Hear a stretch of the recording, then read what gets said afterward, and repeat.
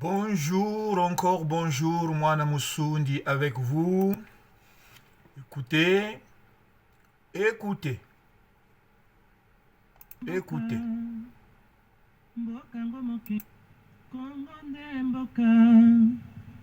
Mbokango mokengeli koi mbokango mokengeli onde mbokango mokengeli koi mbokango mokengeli léopard. Voilà. Donc, si j'ai mis la chanson,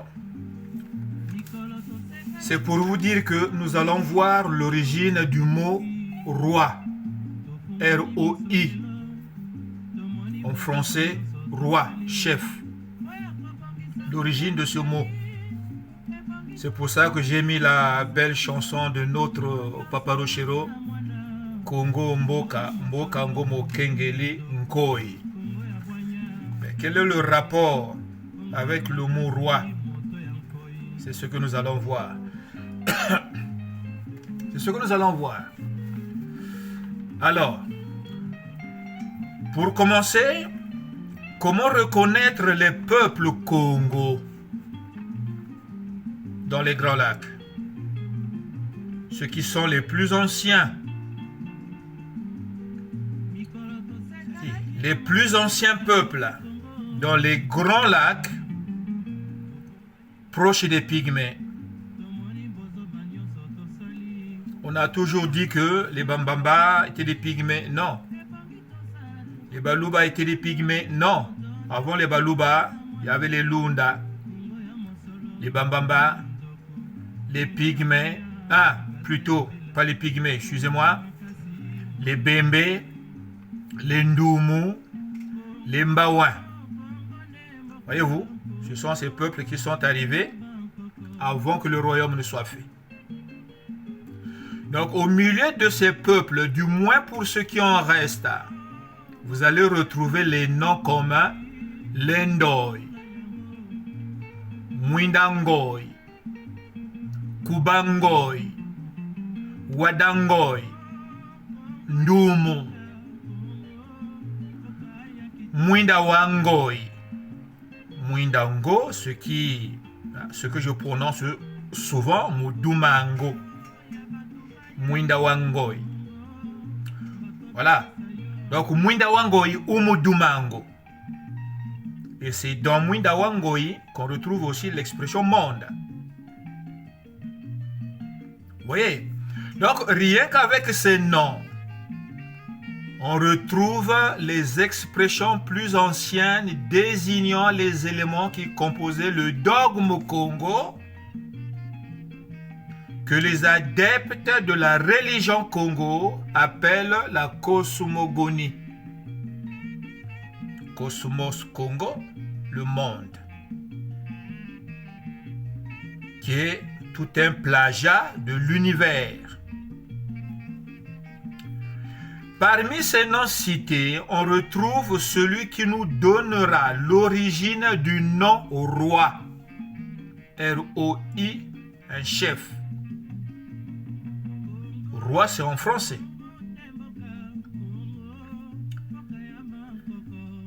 Allez-y sur Google. Tapez le mot roi pour demander ses origines. On vous dira simplement que ce mot vient du mot ancien Roy, qui s'écrivait avec R-O-Y pour dire roi. L'écriture de cette forme ancienne date à l'époque des rois, comme ils disent. Mais cette époque commence quand? Et qui est le premier roi? Les réponses, vous ne les trouverez pas chez les scientifiques chercheurs labellisés. Pourquoi? Mais parce qu'il faut cacher les origines. Tout simplement. Il faut cacher les origines de ceux qui ont fait la première culture civilisatrice. Et la Bible aussi le dit, hein? en prophétie, on n'entendra plus parler de lui. Ou on n'entendra pas parler de lui.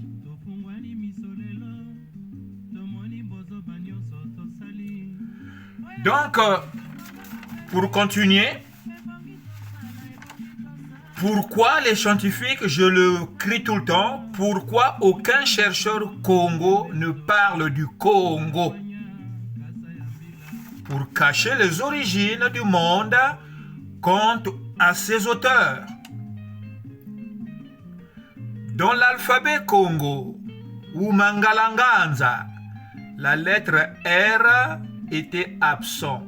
Et comme vous le remarquerez, les Occidentaux ont du mal à prononcer le ng, une composition du N et du G, qui donnait ngo ou ngoi, le léopard. Le léopard est l'emblème sacré du premier roi concepteur du monde. Monde qui vient du nom Mwinda, soleil en français. Le premier roi du monde n'est autre que Nimrod. En Congo, Mwinda Wango. Voyez? Nimrod qui veut dire léopard rebelle. C'est Mwinda Wango, le dieu soleil ou le roi soleil. Donc en Congo, Mwinda Wango. Maintenant, pour les Occidentaux, il était facile de remplacer les lettres N et G par le R pour ne plus dire Ngoi, mais plutôt Roy. R-O-Y. Le R remplacera le NG. Aujourd'hui, roi. R-O-I. Voyez-vous? Voilà l'origine du mot roi. Le premier roi soleil. Dieu soleil. Mwinda Wango. Le soleil du léopard. Nimrod. En même temps, on nous cache le fait de savoir que les peuples devenus noirs sont à l'origine du monde. C'est tout simple. Regardez, aujourd'hui, on vous dit que le Nil prend sa source dans le lac Tana. Le lac Tana se retrouve où? En Éthiopie.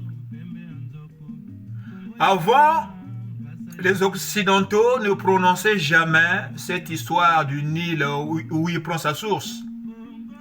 Mais ils commencent à en parler parce que... Pourquoi? Parce que l'Éthiopie aujourd'hui est devenue un pays sémite. Ce n'est plus un pays chamite. Voilà pourquoi ils partent chercher la source du Nil dans l'Éthiopie, le lac Tana. Or, le lac Tana, c'est dans le Nil bleu. Or, le Nil bleu n'est qu'une petite partie du Grand Nil. C'est vrai, ça peut être une source. Mais le Nil bleu n'est pas le début. Le début du grand fleuve Nil, c'est le Nil blanc, qui prend sa source où? Du côté de Kampala. Vous voyez? Donc c'est entre le lac Albert et le lac Kionga, dans le Kenya. Et cette région-là, ça s'appelait pays Katanga. Voilà, les grands lacs en Congo, Katanga. C'était un grand territoire. Même le fleuve au Congo était un lac. Ça faisait aussi partie de Katanga. Le nom Tanganyika n'existait pas dans les Katanga. Tanganyika était un nom qui désignait la montagne du mont Kilimandjaro. Tanganyika veut dire la neige, l'eau en poudre. Donc nos ancêtres connaissaient aussi la neige. Tanganyika. Matanga oba nikaka. Tanga c'est les gouttes. Nika c'est écrasé. Pas besoin de vous faire un dessin. Les gouttes en poudre, c'est la neige. Après, je vais vous montrer une cartographie ici. La lumière qui fait défaut. Vous voyez? Ça, c'est l'hydrographie du Nil. On montre bien le lac Tana, qui est dans l'Éthiopie. Mais ça alimente le presque île, le Nil bleu. Si vous quittez le Nil bleu, vous remontez encore. C'est à partir du Djouba, dans le Kenya, vous descendez. Hein? Djouba, oui, c'est entre le Kenya et le Sunda. Vous arrivez dans le lac Victoria, hein, le lac Kyoka, le lac Albert, voilà, Nil Victoria. C'est la région du Kampala. Oui. Donc la source principale du Nil, ce n'est pas Tana, comme ils le disent. Voyez, donc le plus important était de retenir que le mot roi en français, R-O-I, vient du roi, R-O-Y, qui était à l'origine Ngoï. Il avait suffi de remplacer le NG par le R pour dire roi, roi aujourd'hui. Mais le premier roi de la terre était sous l'emblème de la peau léopard. Voilà. Congo Mbokaya Bangkoko. Voyez? Hein? Donc, Papa Rochero a bien chanté. Le protecteur du Congo, c'est léopard. Or, nous avons notre père Vévé qui est resté dans le questionnement. Toutawapi. Bangkoko Nabiso Bazalaka Banani. J'avais fait une vidéo plus tôt, pour dire pourquoi les deux ne se sont pas assis. Hein? Pourquoi les deux ne se sont pas assis? Bon, assis, c'est pas aussi une faute, ce sont des personnes. Vous voyez? Pourquoi les deux ne se sont pas assis pour cadrer le questionnement dont la réponse est avec Rochero? Aucun chercheur, aucun scientifique, aucun historien congolais ou africain reconnu auprès de l'UNESCO qui vous donnera la définition exacte du mot, de l'expression Congo. Dans la Bible, on retrouve les expressions Congo. Le premier passage de la Bible, au commencement, Dieu créa. Au commencement de quoi? Au commencement du monde. Monde, c'est Mwinda. Mwinda Wango. Et l'expression léopard encore. Vous allez dans Jérémie 13, 21. Vous allez lire. Hein? L'armée éthiopienne est habillée en peau de léopard. Venir siéger devant Israël.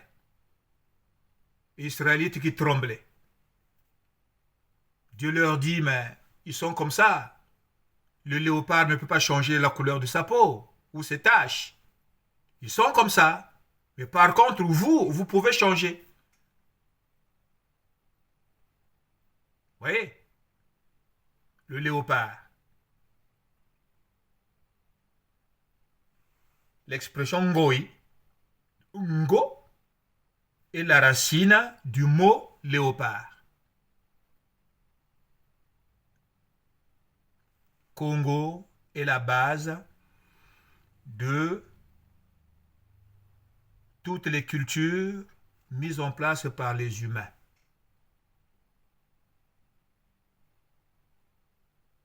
Congo, Congo, mboka, mboka ngo mokengeli nkoi. Mboka ngo mokengeli léopard.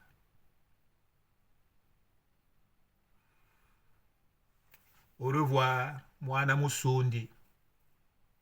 Musundi wa Mpangala.